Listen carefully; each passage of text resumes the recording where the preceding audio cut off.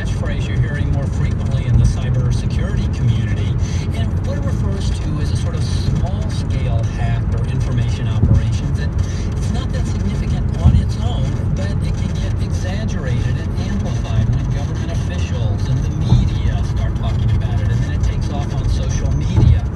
Now, the reaction to a perception hack is something that turns out to be far bigger than the actual intrusion. In effect, we hack ourselves by overreacting. Hang on, I'm not sure I get it. Just give me a concrete example here. Sure. So the Russians have obtained U.S. voter information in a couple states. So that sounds pretty ominous. Alarm bells go off, and it takes on a life of its own on social media. But it turns out, with a little examination, that this was publicly available data. Election officials stressed that it wouldn't affect the actual voting or the counting of voting.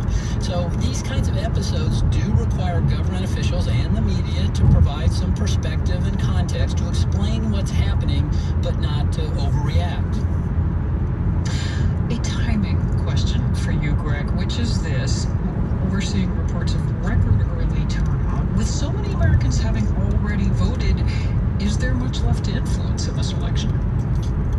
Well, all this early voting does help limit the impact to any sort of last-minute surprise or any potential disruption on Tuesday. Now, there are still worries on Election Day. Officials really want to guard against, say, a ransomware attack that could freeze a polling station or mess with voter rolls.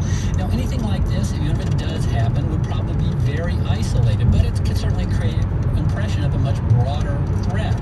And perhaps the most dangerous period of all would be after the election, if it's closed and if the counting stretches on for days. Now, I spoke about this with Nina Jankowicz at the Wilson Center. There's also a possibility that adversaries could dump hacked material post-election, which could call into question the legitimacy of the process. That's a real vulnerability in the American information ecosystem right now. And so she's referring to a scenario where there's any talk of mishandled ballots in a state that's hotly contested, and this could easily be exploited by Russia or any other foreign actor. So I think that the real takeaway here is don't hyperventilate on Tuesday. Take some deep cleansing breaths, and everybody should just have some patience. Ryan, I'm going to give you the last word on this. What are you